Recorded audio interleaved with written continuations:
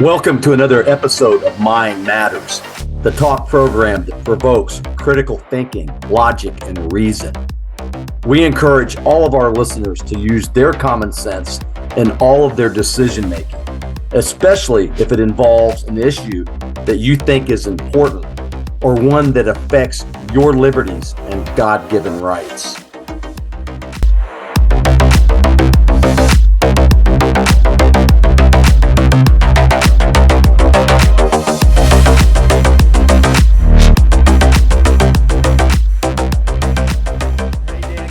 Brother, welcome back to another episode of Mind Matters. How's it going?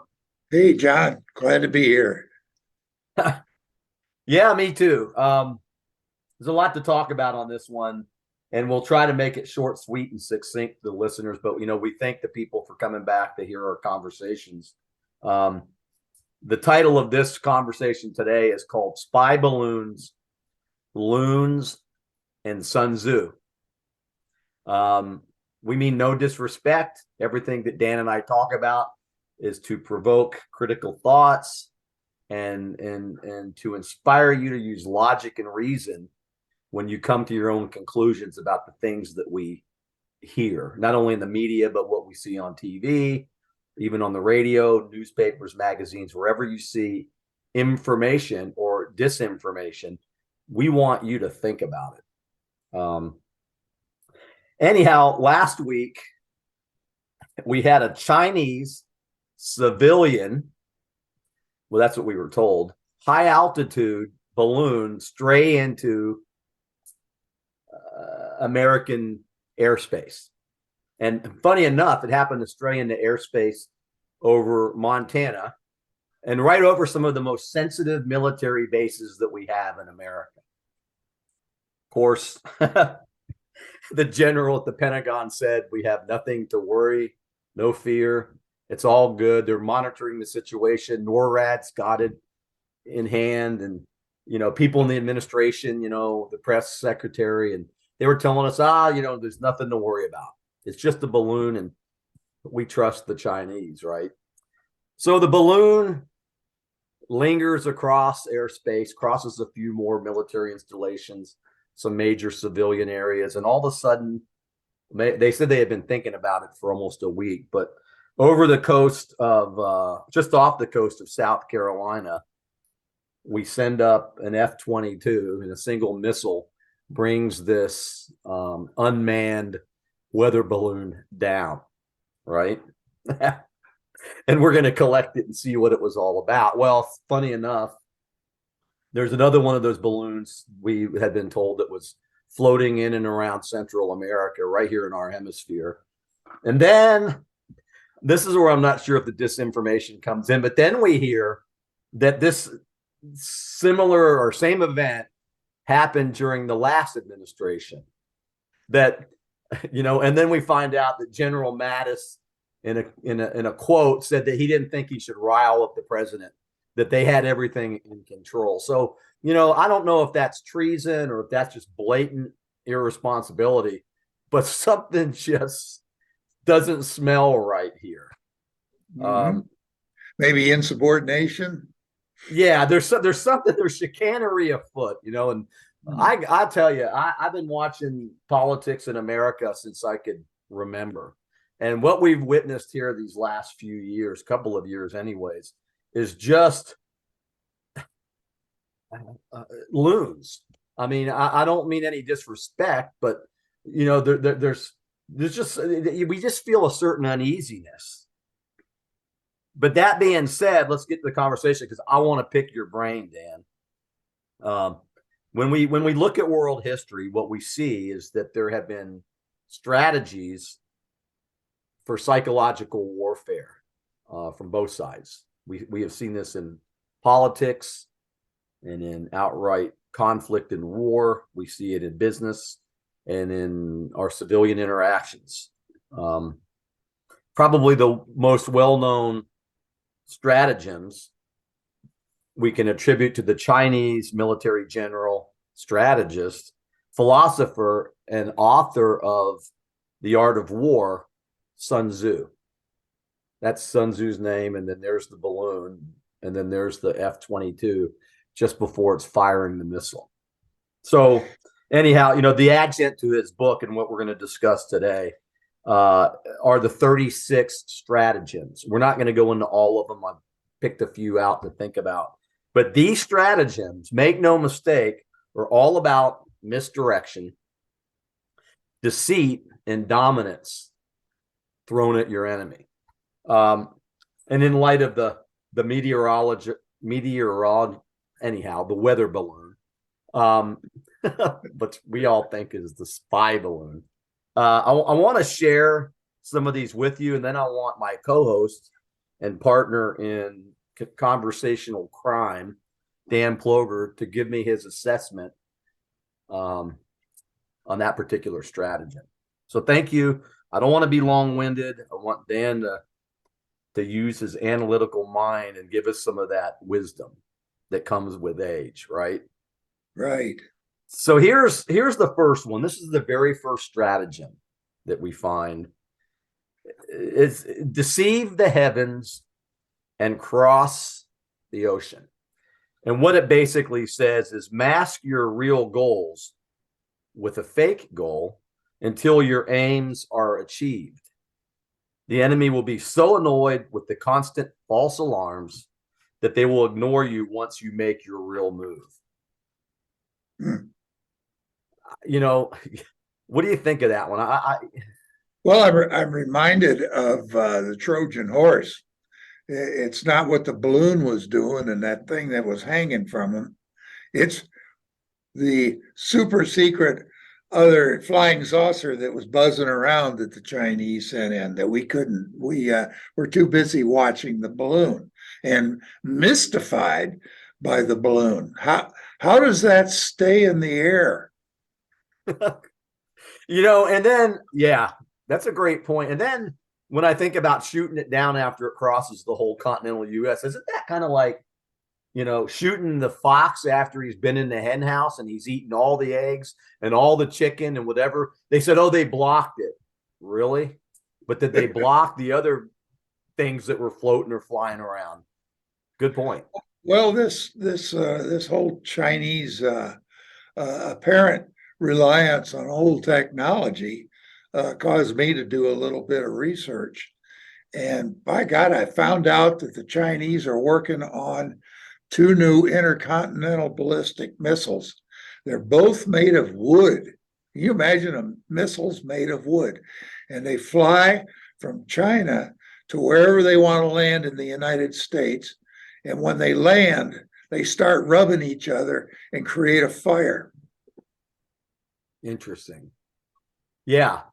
It doesn't seem like Stone Age technology to me. And while we're scrambling to shoot down civilian weather balloons, they're working on some of the most advanced weaponry anywhere. How do we know that there weren't stones inside that package? I guess we don't. And even if we're told, who do we believe, right? Right.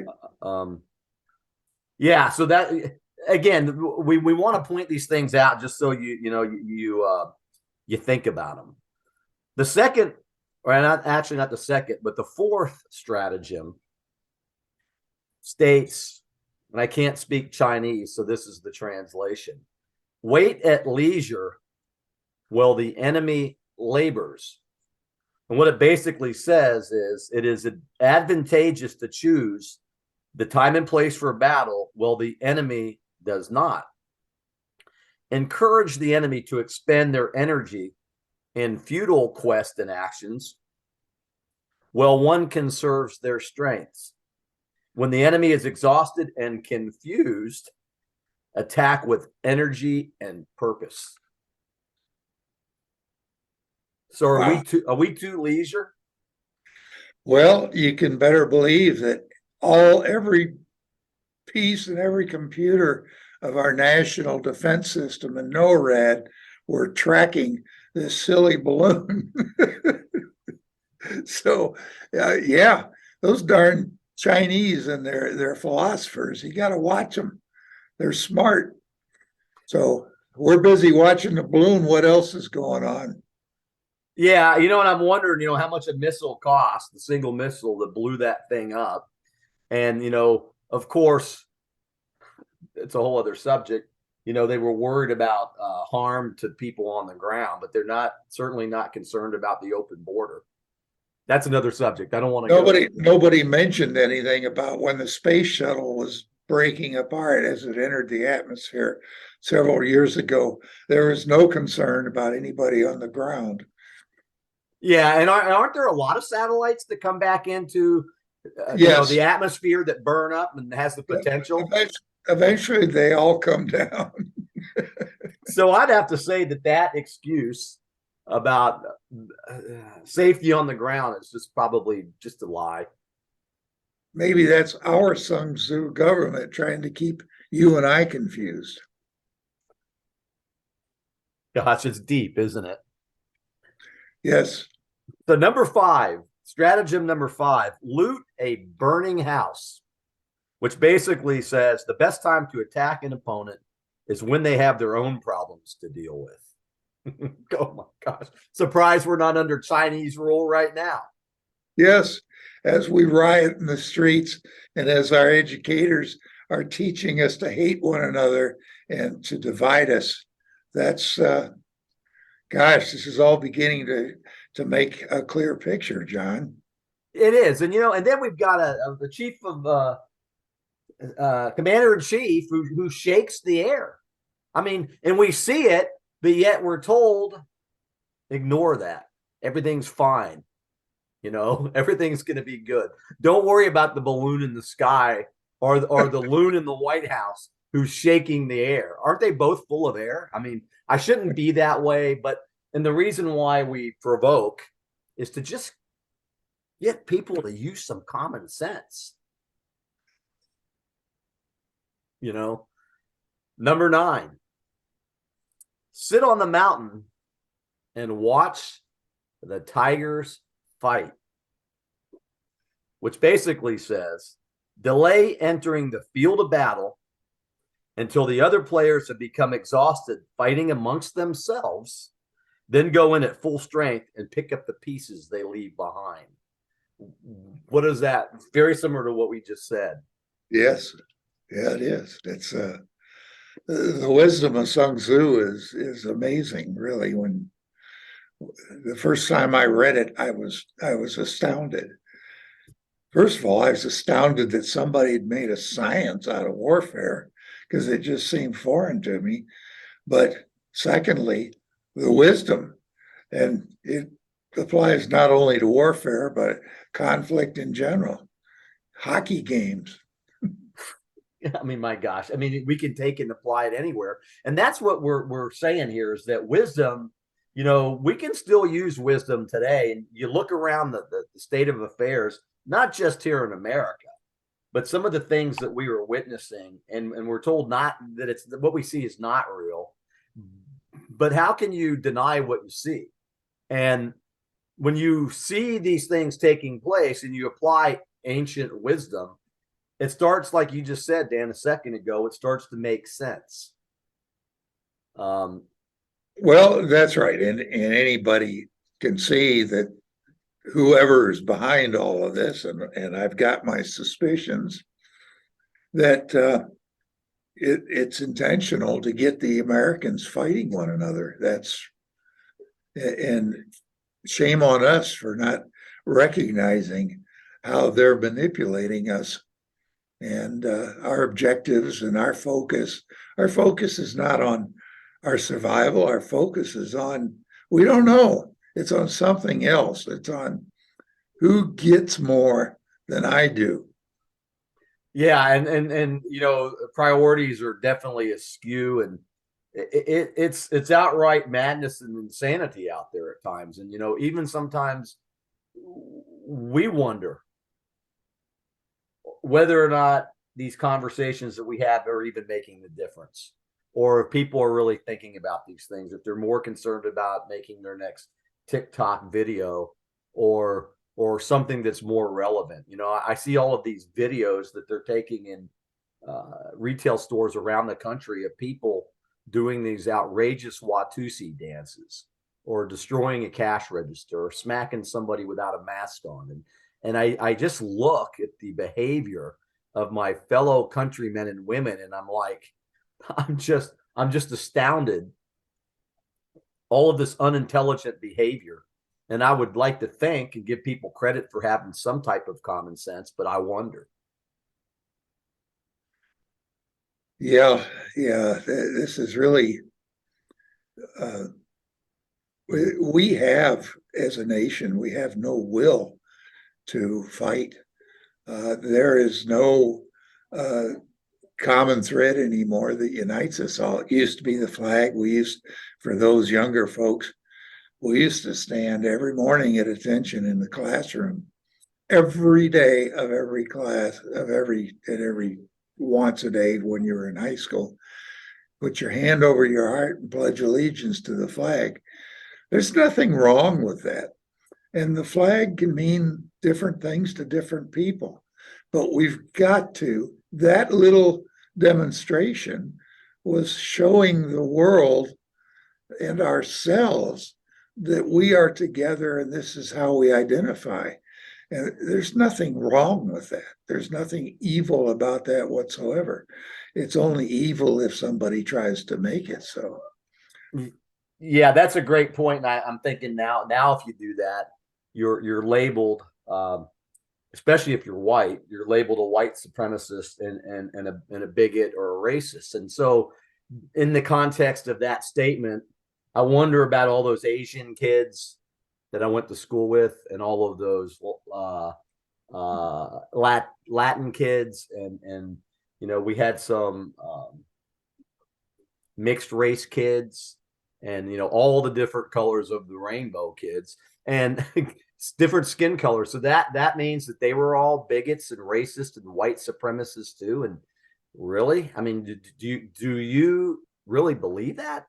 I don't. No, of course, it defies logic, and anybody who critically thinks has the capacity and the willingness to think critically can see the holes in exactly what's going on. To take a knee like Kaepernick did before a football game is what an outrageous act of defiance that shows why couldn't he, in his own vision of America, where whatever that vision is, why can't he see that vision in the American flag? And we can at least all stand together and say, well, we all have different opinions, and it's important that somehow we resolve these issues. So let's talk about it. Instead, there's this in the face demonstration of disunity. And some people value that, and I happen to think it's a Chinese balloon. Yeah, and I think about that, and of course, he became the cover man for GQ magazine as the Brave Man of the Year. And when I saw that, I was thinking about guys who I had served with, who had served overseas, who had been deployed, yourself as well. Those are the brave people. And so when he takes a knee, he's not just disrespecting himself, he's disrespecting all those men and women in uniform around the globe who allow him that privilege, because freedom's a privilege and it comes with a high price. And so, yeah, exactly. I mean, that definitely was probably one of the most un-American and disrespectful things that I've seen in a long, long time. But what I really loved, and let's give the NFL players who stood, of all colors, and who held their hands over their hearts. Yes. Those are the guys that should have gotten on the cover of GQ, because they stood for something. They weren't cowards. Anyhow, we can go to that one. Let's get back to the balloon, though. But think about this. Number 13, you got to have a 13, right? Lucky 13. Yeah. The 13th stratagem. Beat the grass to startle the snake.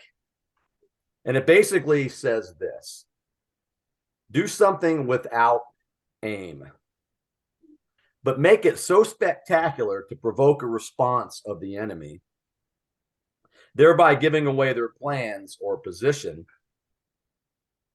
or just taunt them. At the very least, this will disrupt their thinking. Yeah. Gee, that rings a bell. Yeah, ding, ding, ding. You know, gosh. Oh my gosh. It just, it's all right here in black and Those white. guys, those Chinese have been reading their own philosopher For 2,000 years. And while we're, you know, pointing fingers or you know, we're allowing men to now surf and women surfing, or, you know, I mean, it's just all of these things that we've been distracted in the free world, right? Exactly. It's business as usual in an authoritarian and Sure. totalitarian regime. Yeah. You don't see the stuff we're doing here over there. You ever wonder about that? Yeah. Yeah. I guess so. Yeah. What are they having to put up with? Yeah, I mean, we would be sent off right now just for this show. So thank God, just for this show, we would be sent to re-education camps. Yeah. Actually, we'd never even get off the ground because people in China don't have a voice like this. So, you know, thank you, founding fathers, and all of you men and women who have sacrificed, to include the families that supported them, for allowing Dan and me the opportunity to have free speech and be able to converse in an open forum. Anyhow, you know how I get going. So yeah, just taunt them. Yeah, that's all they're doing is taunting us. Yeah. And that's a visible physical object, a balloon, a Trojan horse, whatever. But there are a lot of ideological balloons that have been hoisted upon us, and it's incumbent upon us to recognize that. And one example would be the whole issue of reparations. This reparations, even if you wanted to sincerely and deeply want to make up to those people who lost effort and standing from past racial issues, even if you wanted to, there would be no equitable way that it could be done. Think about it. It's a problem without a solution. It's not a paradox. It has a logical conclusion, and the logical conclusion is it's impossible. Let's move on. Yeah, that's a great point, Dan, because when I think about slavery, and you know, with the research that I've done, you know, you take the word slave, and where did it come out of? Slavic. You know, my last name is Krotek. It's Slavic, and when I think about my own ancestors, I'm Caucasian, and for almost 1,000 years, my ancestors were enslaved by the Persians and by people from Africa, right? Not you know, and slavery anywhere is not a good thing, but somewhere along the line, somebody in my ancestral past decided they weren't going to take it from the Serbians anymore, who my grandfather had great distaste for, decided to come to America and settle in a steel city where the Steelers are at, Pittsburgh, and raise 7 children. All of them wore the uniform, the boys and the girls and the family, but to just come here to work hard and to believe in something greater than themselves. And when you travel the planet, you see what it's like in other countries. For those of you who haven't, I can assure you what we have here in America is very special. Yeah. Without doubt, without doubt. So how would I even track down the Persians or the And descendants? what about It just doesn't the make any sense. people who owned the slave businesses? And they lost a lot when all of a sudden, by edict of government, they were out of business. So, you know, that's just another illustration of it's an impossible goal. And we will spend enormous amounts of energy and will to focus on this. It's a balloon. It's another balloon. So how many balloons do you see out there? So, you know, yeah, it's So we got two more stratagems we want to go over, and then we'll close her down. And we hope that you're still with us. We appreciate that.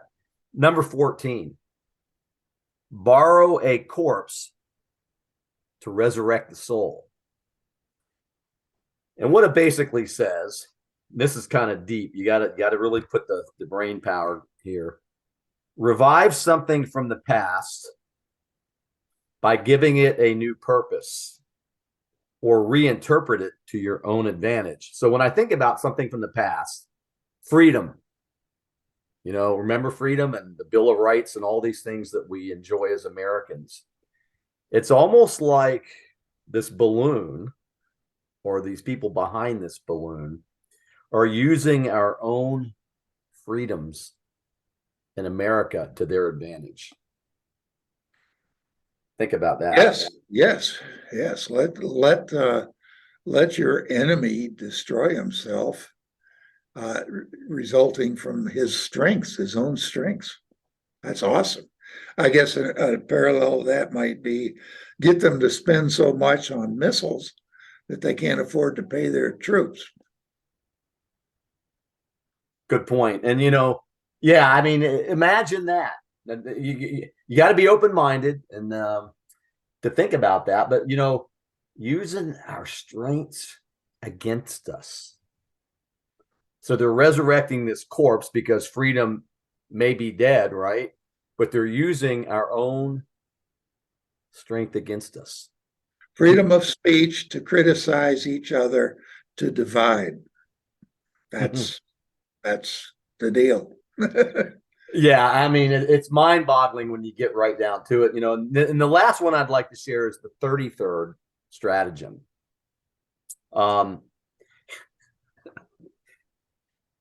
When I read this one, think about Chinese connections and profiteering and sharing state secrets and doing things to improve your portfolio.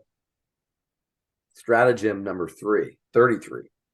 Let the enemy's own spy sow discord in the enemy camp.